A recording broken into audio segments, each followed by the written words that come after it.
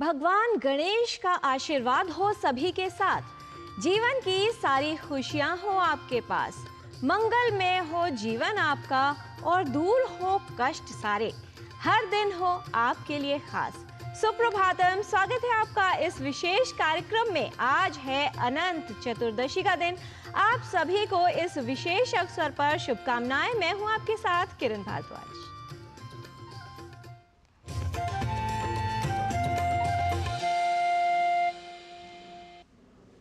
जीवन में कई बार हम शुभ घड़ी, शुभ समय की प्रतीक्षा करते हैं और कुछ विशेष कार्यों को आगे के लिए टालते रहते हैं कि जब अच्छा समय आएगा तभी इस कार्य को करेंगे। लेकिन वास्तविकता ये है कि हर दिन, हर क्षण, हर घड़ी शुभ है। जिस क्षण का सदुपयोग किया जाए, उसे व्यर्थ न किया जाए, उसमें एक सत्कर्म किया जाए, वो समय शुभ होता है। इसलिए अपने जीवन में शुभ समय की प्रतीक्षा न करें। जो समय मिला है उसी का सदुपयोग करके उसको शुभ बनाएं। आज का पंचांग युगाब्द 5126, विक्रम संवत 2081, शक संवत 1946, दक्षिणायन, भाद्रपद मास, शुक्ल पक्ष, चतुर्दशी तिथि, मंगलवार, शतभिषा नक्षत्र। आज का दिन मंगलमय हो। विचारों से ही किसी भी व्यक्ति के व्यक्तित्व का निर्माण होता है। इसलिए हम सभी को ये ध्यान देना चाहिए कि हम क्या सोचते हैं। ऐसा नहीं है कि सकारात्मक लोगों के पास नकारात्मक विचार नहीं आते। फर्क सिर्फ इतना है कि जो लोग सकारात्मक दृष्टिकोण रखते हैं, सकारात्मक सोच रखते हैं, वो उन नकारात्मक विचारों को बढ़ने नहीं देते, उन्हें वहीं नष्ट कर देते हैं और अपना नजरिया अर्थात दृष्टिकोण सकारात्मक बनाए रखते हैं। और ऐसा इसलिए होता है कि वो निरंतर सकारात्मक विचारों को पोषित करते हैं, क्योंकि सकारात्मक विचारों का परिणाम भी सकारात्मक ही होता है। इसलिए अपने सोच को, अपने दृष्टिकोण को सकारात्मक बनाने के लिए प्रयत्न करते रहिए और सकारात्मक विचारों को देखना और सुनना इसके लिए उपयोगी होता है। मित्र स्वजन बंधुना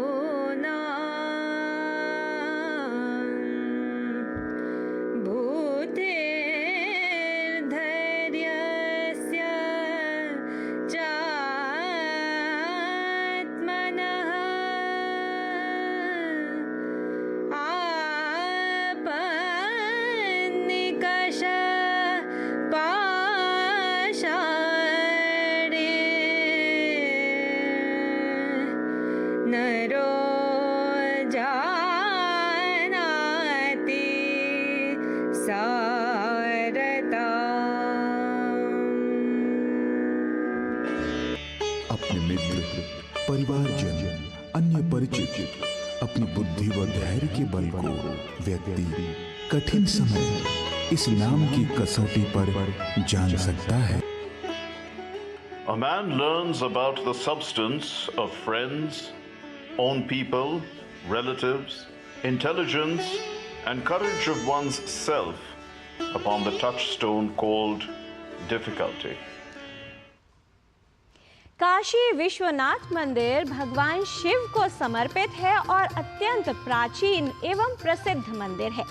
ऐसी मान्यता है कि इस मंदिर के दर्शन कर और गंगा में स्नान कर जो व्यक्ति अपने जीवन को सफल बनाता है, उसे मोक्ष की प्राप्ति होती है। काशी विश्वनाथ मंदिर भगवान शिव अर्थात गणेश जी के पिता को समर्पित है और इस मंदिर की वास्तुकला और इसकी विशेषताओं का वर्णन हमारे प्राचीन ग्रंथों और ऋग्वेद में भी मिलता है। आइए देखते हैं ये विशेष रिपोर्ट जो आधारित है काशी विश्वनाथ मंदिर के इतिहास, विशेषताओं और उसकी वास्तुकला के वर्णन पर।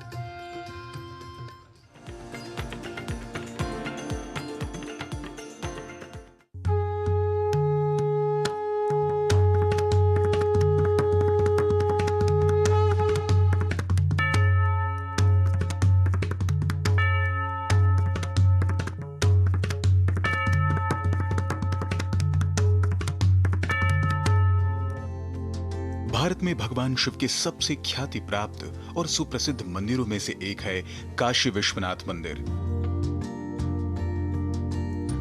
यह प्राचीन मंदिर उत्तर भारत के वाराणसी में गंगा के तट पर स्थित है।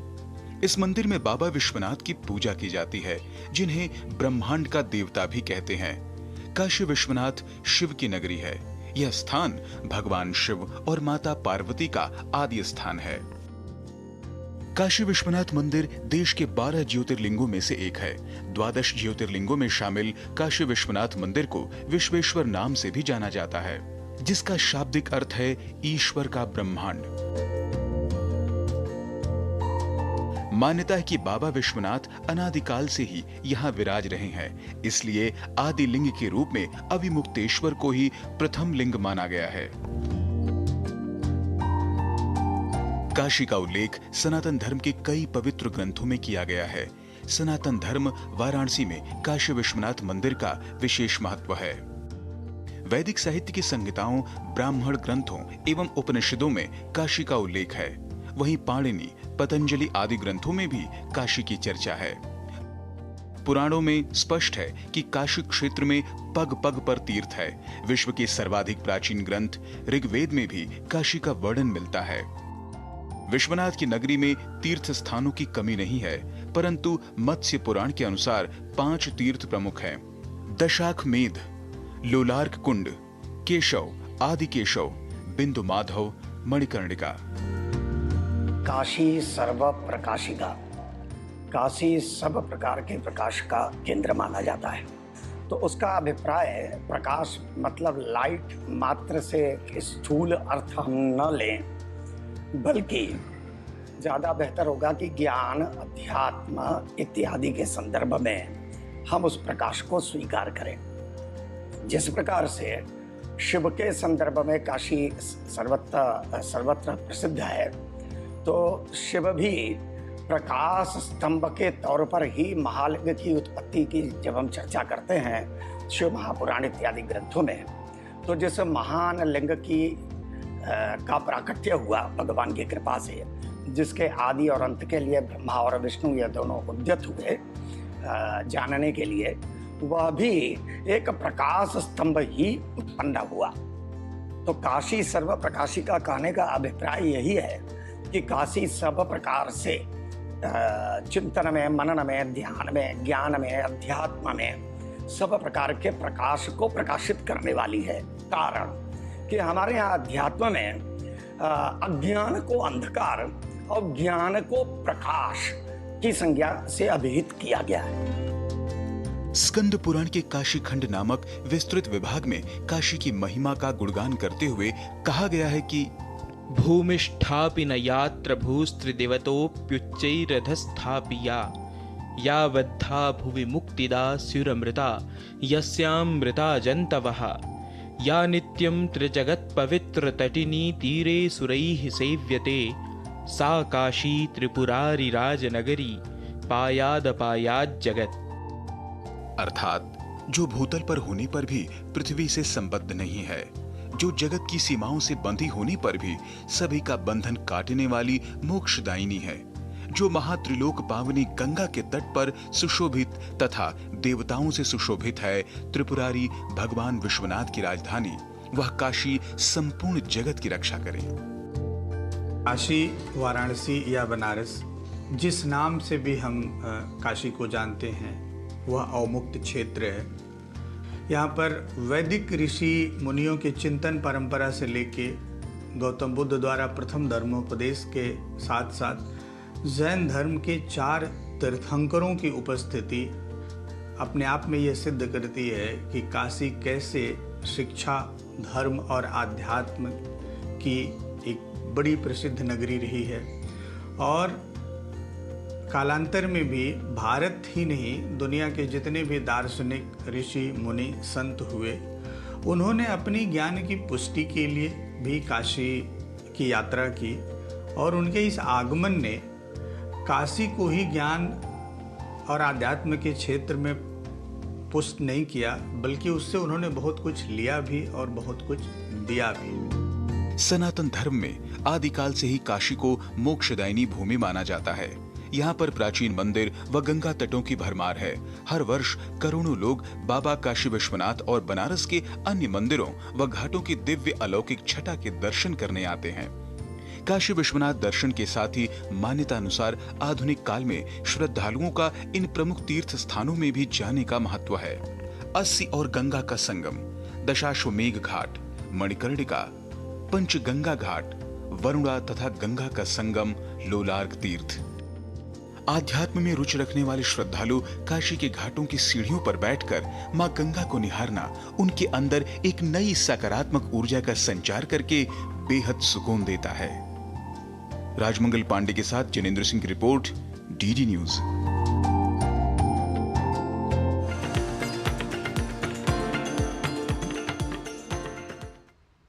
भक्ति करने और सकारात्मक अर्थात पवित्र वातावरण में रहने से आत्मा को बल मिलता है, आत्मिक शक्ति मिलती है। ठीक उसी प्रकार स्वास्थ्य के लिए अगर बात की जाए शक्ति की, तो वो हमें मिलती है आहार से अर्थात सही पोषण से।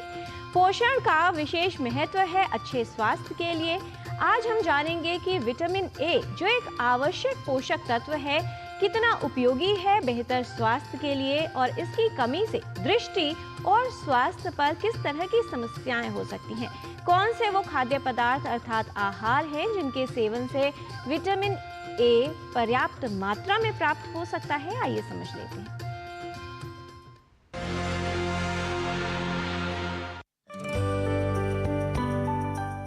अच्छे स्वास्थ्य के लिए हमें पोषक तत्वों की आवश्यकता होती है। पोषक तत्व मुख्यतः दो प्रकार के होते हैं, वृहद पोषक तत्व और सूक्ष्म पोषक तत्व। सूक्ष्म पोषक तत्वों की आवश्यकता शरीर को कम मात्रा में होती है। विटामिन और खनिज सूक्ष्म पोषक तत्व हैं। इनकी आवश्यकता शरीर को स्वस्थ रहने और कई महत्वपूर्ण क्रियाएं करने के लिए होती है। विटामिन हमें आहार से पर्याप्त मात्रा में प्राप्त हो सकते हैं। इसके लिए आवश्यक है कि संतुलित आहार लिया जाए। विटामिन ऊर्जा उत्पादन, प्रतिरक्षा और शरीर के लिए कई अन्य महत्वपूर्ण कार्य करते हैं। विटामिन ए एक महत्वपूर्ण पोषक तत्व है जो शरीर के लिए उपयोगी होता है। विटामिन ए के कई स्वास्थ्य लाभ होते हैं।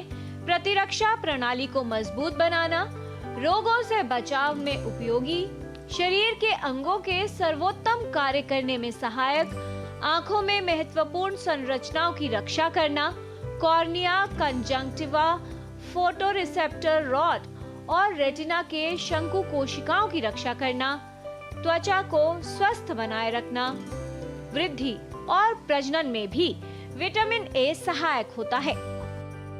विटामिन ए डेफिशिएंसी की वजह से अगर कम है तो थोड़ा बहुत ड्राइनेस स्टार्ट होता है। उसके बाद पुतली की जो ऊपरी लेयर्स होते हैं उनमें थोड़ी प्रॉब्लम आने लगती है। तो कुछ बच्चे ऐसे होते हैं जिनको बचपन से न्यूट्रिशन की बहुत कमी होती है, जो हम माल न्यूट्रिशन कहते हैं। उसमें विटामिन ए की भी काफ़ी कमी हो सकती है। तो सबसे ज़्यादा अफेक्ट जो होता है इसमें आँखें होती हैं और उसमें भी कॉर्निया की पुतली जिसे हम कहते हैं। अगर विटामिन ए डेफिशिएंसी सिवियर हो तो ये पुतली पूरी मेल्ट होके गल जाती है और पेशेंट या जो मरीज़ होते हैं, जिनके बहुत ही छोटे बच्चे होते हैं, इनकी पूरी ज़िंदगी इनके आगे है और इनकी पुतली मेल्ट हो गई है, नज़र की संभावना बिल्कुल चली जाती है और साथ ही इन्फेक्शन बनने का भी रिस्क बहुत बढ़ जाता है। तो इसलिए विटामिन ए सप्लीमेंटेशन करना या विटामिन ए डेफिशिएंसी को प्रिवेंट करना बहुत ज़रूरी हो जाता है। यदि पर्याप्त मात्रा में विटामिन ए आहार से प्राप्त न हो तो इसकी कमी शरीर में हो जाती है। अधिक कमी होने पर इसकी कई जटिलताएं सामने आ सकती हैं। विटामिन ए की कमी से कॉर्निया शुष्क हो जाता है और ये दृष्टिहीनता का कारण भी बन सकता है। इसकी वजह से रेटिना और कॉर्निया को क्षति हो सकती है। हर वर्ष विटामिन ए की कमी के कारण कई बच्चे दृष्टिहीनता का शिकार हो जाते हैं। विटामिन ए की कमी तब होती है जब व्यक्ति को आहार में पर्याप्त विटामिन ए की मात्रा न मिले। इसके अलावा लिवर की खराबी के कारण भी विटामिन ए की कमी हो सकती है। यकृत शरीर के अधिकांश विटामिन को संग्रहित करता है और यकृत संबंधी विकार होने पर विटामिन का भंडारण ठीक से नहीं हो पाता, जो इसकी कमी का कारण बन सकता है। किसी को भी विटामिन ए की कमी है तो बस केवल खाद्य पदार्थों से ये पूरा नहीं किया जा सकता और इसके लिए टैबलेट्स या फिर इंजेक्शंस लगवाने ज़रूरी होते हैं। लेकिन रूटीन में कमी ना हो उसके लिए आपको अपनी हेल्थ अच्छी रखनी पड़ेगी, अपना डाइट हेल्दी रखना पड़ेगा। आँखों के लिए हरे सब्जियाँ जो हैं, जैसे पालक हो गया, ये हरी सब्जियां बहुत ज़रूरी होती हैं। और जो रंगीन सब्जियां होती हैं जैसे कि गाजर हो गया, येलो कैप्सिकम्स होते हैं, रेड कैप्सिकम्स होते हैं, जो भी रंगीन सब्जियां हैं और हरी सब्जियां हैं, पत्ते वाली सब्जियां हैं, वो ज़रूर अपने खाद्य पदार्थों में शामिल कीजिए ताकि विटामिन ए की डेफिशिएंसी ना हो। विटामिन ए की कमी होने पर यदि विटामिन ए की मात्रा भोजन में बढ़ा दी जाए या इसके सप्लीमेंट लिए जाए तो विटामिन ए की कमी के दुष्प्रभावों को काफी हद तक कम किया जा सकता है और इससे होने वाली जटिलताओं में सुधार भी हो सकता है। आवश्यक है कि अपने भोजन में विटामिन ए युक्त खाद्य पदार्थों को शामिल किया जाए जिससे विटामिन ए की कमी से बचाव हो और आपको पर्याप्त मात्रा में विटामिन ए पोषक तत्व प्राप्त हो सके। किरण भारद्वाज, डीडी न्यूज।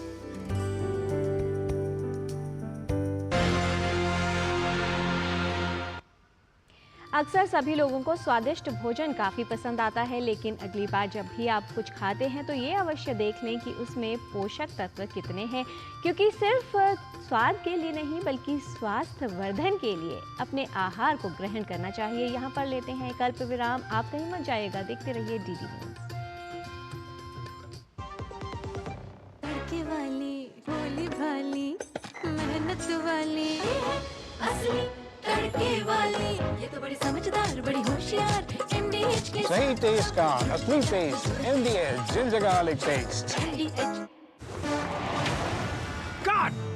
सुरक्षा की गारंटी हर चीज में जरूरी है, चाहे वो मुश्किल स्टंट हो या अच्छी फसल। इसीलिए ले आइए IIL के ट्रैक्टर ब्रांड का शिनबा, जो देता है सुंडी और ट्रिप से सुरक्षा की गारंटी।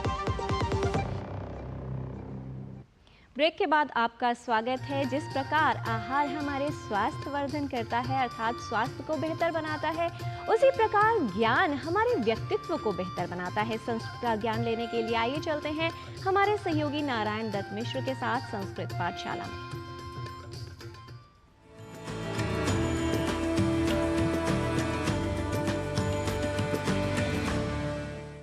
नमोस्तु सर्वेभ्यः संस्कृत प्रियेभ्यः संस्कृत पाठशालायाः अभिनवायां कक्षायां समेषां स्वागतं करोमि। अहं नारायण दत्त मिश्रः। संस्कृत की कक्षा में संख्याओं के साधारण और पूर्णार्थक स्वरूपों को जानने की श्रृंखला में आज संख्या 6 के संस्कृत प्रयोगों को अच्छे तरीके से जान लेते हैं। संख्या 6 के लिए संस्कृत में हम साधारण रूप से कहते हैं षट, और यहाँ ध्यान दीजिए कि 6 शब्द के पुल्लिंग, स्त्रीलिंग और नपुंसकलिंग स्वरूपों में कोई परिवर्तन नहीं होता, अर्थात सभी लिंगों में 6 के लिए संस्कृत शब्द होगा षट। तो संख्या 6 से जुड़े इस विशेष तथ्य को जान लेने के बाद आइए तीनों ही लिंगों में एक समान स्वरूप वाले षट या षड शब्द का कुछ वाक्यों के साथ कर लेते हैं प्रयोग। सबसे पहले संख्या 6 का पुल्लिंग में वाक्य प्रयोग हम कुछ ऐसे कर सकते हैं। क्रिकेट क्रीडांगणे षट अथवा षड धावनांकाः मनोमोहकाः भवन्ति, जिसका अर्थ है क्रिकेट के मैदान पर 6 रन्स या छक्का मन को मोहने वाले होते हैं। अब 6 का संस्कृत वाक्य प्रयोग संस्कृत में कुछ यूं कर सकते हैं। पुराणानुसारम कार्तिकेयस्य षड मातरः मन्यन्ते, जिसका अर्थ है पुराणों के अनुसार कार्तिकेय की 6 माताएं मानी जाती हैं। संख्या 6 का संस्कृत वाक्य प्रयोग नपुंसकलिंग में हम कुछ यूं कर सकते हैं।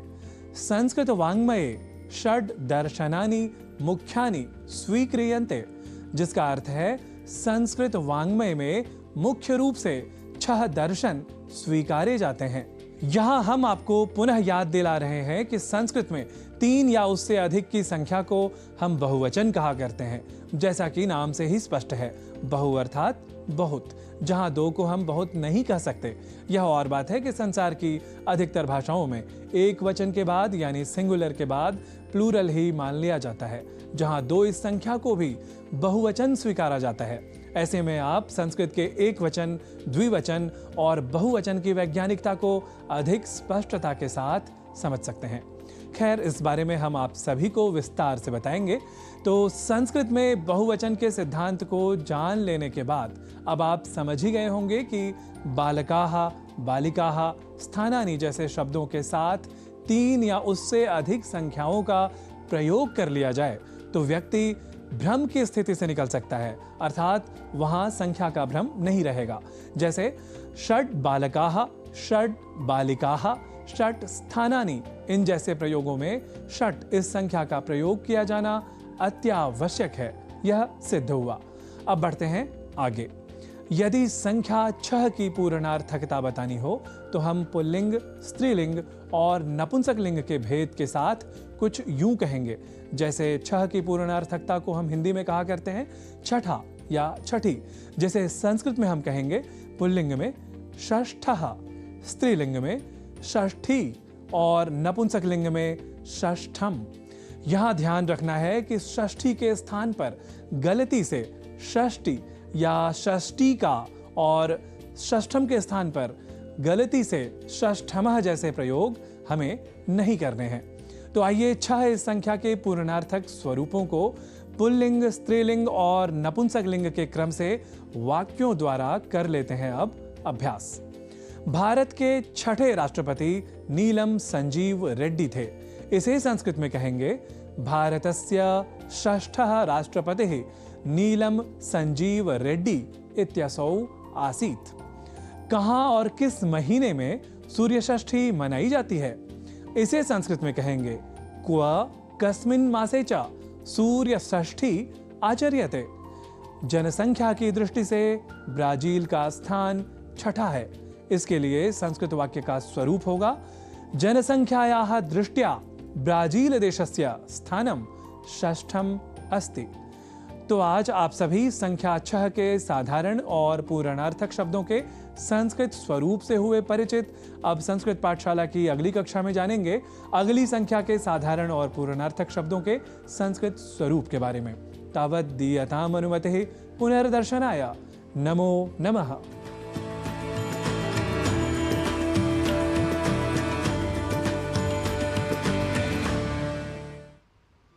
आप करते रहिए संस्कृत का अभ्यास, जिससे आपके जो है प्रयासों से और अभ्यास से कुशलता हो और संस्कृत के विद्वान आप बन जाएं। यहाँ पर लेते हैं एक अल्प विराम। आप देखते रहिए डीडी न्यूज़। हम जल्द लौटते हैं।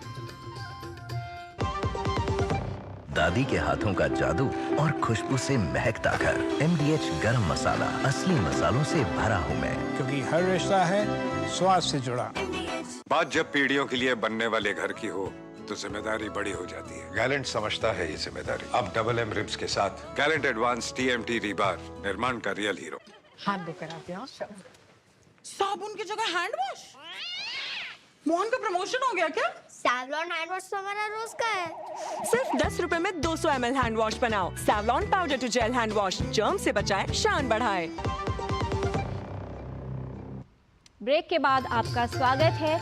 देश भर में गणपति उत्सव हर्षोल्लास के साथ मनाया जा रहा है। हर वर्ष इस गणेश उत्सव के आरंभ होता है भाद्रपद मास की चतुर्थी से और चलता है चतुर्दशी तक। इसमें प्रत्येक व्यक्ति भगवान गणेश की मूर्ति की स्थापना अपने घर और मंदिरों में करता है और 10 दिन तक इस उत्सव के बाद आज अर्थात अनंत चतुर्दशी के दिन मूर्ति का अर्थात प्रतिमा का विसर्जन किया जाता है। कहा जाता है यदि विधि विधान से भगवान गणेश की पूजा की जाए तो भगवान गणेश सारे दुख हर लेते हैं, बाधाओं को दूर करते हैं। भगवान श्री गणेश को प्रथम पूज्य कहा जाता है, अर्थात किसी भी कार्य को, मंगल कार्य को करने से पहले प्रथम देवता या प्रथम निमंत्रण देवता के रूप में भगवान गणेश का पूजन किया जाता है। भगवान गणेश विघ्नहर्ता भी हैं, जो अपने भक्तों के सभी कष्ट दूर करते हैं, बाधाओं को दूर करते हैं और जीवन में सुख समृद्धि का संचार करते हैं। कहा जाता है भगवान गणेश अत्यंत सौम्य हैं और साथ ही रिद्धि सिद्धि भी प्रदान करते हैं। भगवान गणेश की पूजा, उपासना और व्रत का विशेष महत्व है।